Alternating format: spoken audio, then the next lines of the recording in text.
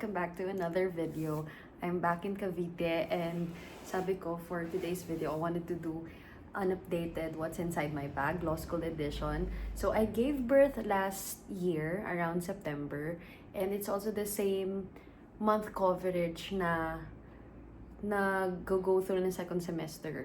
So hindi ako nakapag-take last semester and I have to file a leave of absence from September to December. So ngayon nabalik pasukan na ng January. I think ang enrollment namin January 15 and yung pasukan, ang official start ng first day of classes I think January 26. So I'm doing an updated video, bigat, of what's inside my bag. Hinaan ko lang yung boses ko sila. Natutulog yung partner ko. So, this is the bag that I'm using for this semester. It's a big tote bag. Dapat, mom bag ko to. Pero, parang may binigay sa akin yung friend ko na mas malaking mommy bag. So, I'll just use this for school. So, this is a black Lululemon bag. Ito naman, you can check at picodo_ph. Doon pwede kayong bumili ng gantong bag, especially if you think na katulad ko kayo na mahilig magdala ng maraming gamit sa bag. So, yan, malaki siya. So, there are two pockets here where you can store your tumblers o kaya kung meron kayong mga cup para for coffee. So, I usually put one tumbler here.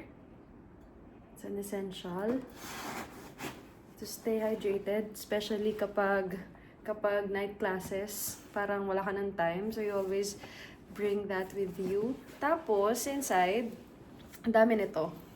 I think, yung iba dito napakita ko na before, but I just wanted to do a video para makapag-upload ako. So, yan.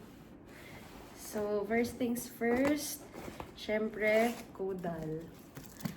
I think we'll be using tong civil code for this semester. So, yan. Ano bang edition to? So, this one's 2021. Madumi na rin to halos. Yan. So, there. Caudal. So, sometimes, yung iba nyong professors,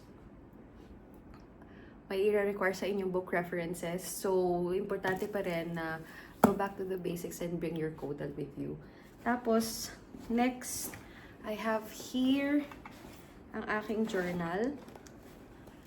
This is the journal that I'm using for this year, both for school and work. So, ayan lang siya.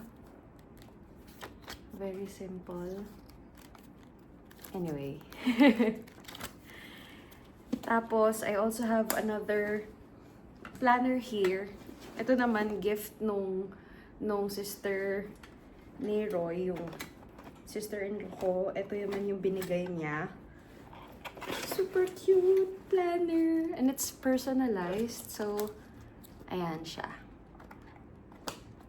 So, I bring two journals because this one's for work and school. Yung lahat ng skeds. And then this one I use for school. Tapos, I also have here, napakita ko na before to. Parang ilang years na ba to sa akin? Ang dumi-dumi na nito. But still, maganda pa naman siya. This is one of the best Shopee finds for law students. So, you just place your book here. Ayan. So, I think there are other colors. Pero, maganda rin yung black. Ito lang yung laging available. So, you can get yourself something similar dito. May mga wood, may may plastic. Ito parang metal. Next, ang bigat-bigat ng dala ko. Ang dami pa niya sa loob. Of course, your pencil case where I think I've removed some of the items dito na hindi na gumagana para kasing ang gusto ko lang. Dati kasi I bring a lot of pens and highlighters pero ngayon konti na lang sila. Konti pa yan kasi dati ang dami talaga. So, your pens, highlighters, your notepads, ayan. Liit.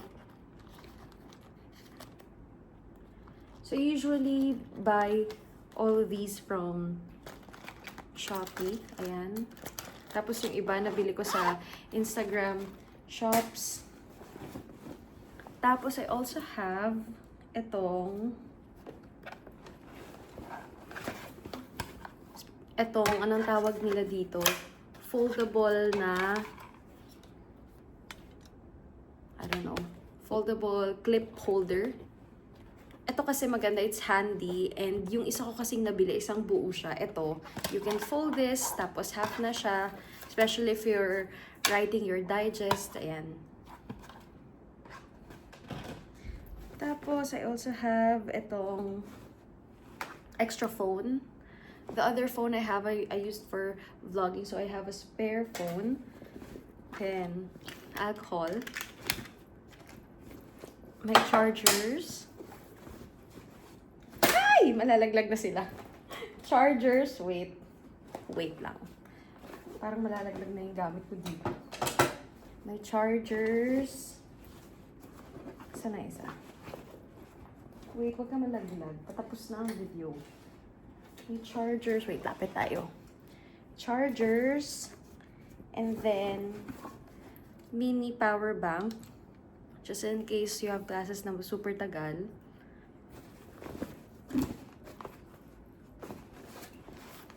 My pouch. Where all of my stuff to keep me safe. I keep here. Tapos, wag na wag niyong kalilimutan. Kami parang, after ko kasi ng work, didiretso ako sa school. So, I always bring my meds. Specifically, BioFlu, Biogesic, those that you need. So, you can also share with your blockmates. Tapos, last, I have here, ay! Malalaglag na talaga. Last na, I know, ang dami pa pala. I also have here, leather notebook cover. It's personalized. I also got this from Shopee. Ang ganda oh. Wala pang ako nalalagay na inserts, but you can place A5 notebooks. Parang I want to be more intentional with what I purchase. Especially, gusto ko yung parang nagtatagal sila. So, you can just put your inserts here. Ayan. Then, have here my iPad. Ito, kakabili ko lang nito sa Shopee. Parang may nag-trending na wala kasing keyboard na alam kong compatible dito. And ito, compatible siya sa 8th gen ba tong iPad ko. So, ito, see? And ang ganda niya, hindi siya mahirap i-connect and all. Tapos, igaganto mo lang yung cover niya. Kasama na to. And then, convert na siya into parang a laptop.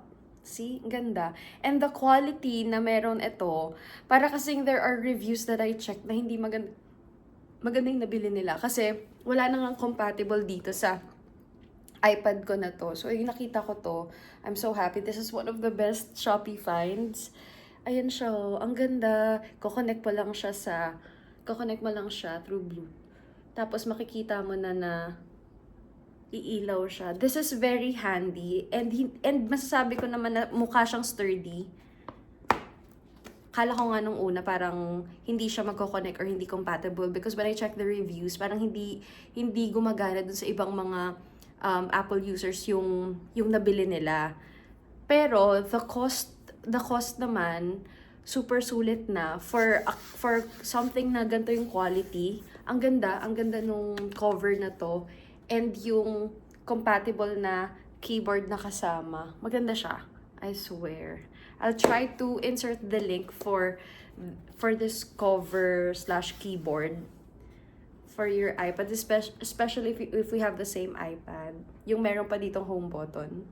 Ayan. Feeling ko kasi hindi ko pa siya na-maximize. What else do we have? Lastly, scarf. Pag malamig. Ayan, that's it. Wala na laman. So there. I'm so excited to go back to school, but at the same time, scared because I feel so tired then at the same time after going through my pregnancy and then giving birth Tapos postpartum, parang I think 4 months na ako bago manganak. I think I have a lot of things na dapat kong i-catch up. I'll be taking 3 subjects lang for this semester since madaming prereq nung nag-leave of absence ako nung nanganak ako na hindi ko matitake na subjects. But I guess it's a good thing because hindi ko mapapwersa yung sarili ko. But there are also times na nanghihinayang ka doon sa hindi mga na-take. But of course, there's nothing I can do about that kasi nanganak ako. So, wala naman. I'm still happy that I was able to survive the previous semester and then pregnancy tapos ngayon. So, yeah, thank you guys for watching the video. We'll post more videos. I think we'll be coming up with a series na how you can survive or the basics in law school. I'll ask my partner to join me for that video. So, we'll upload more in the coming weeks and months. Thank you guys for watching the video. Bye!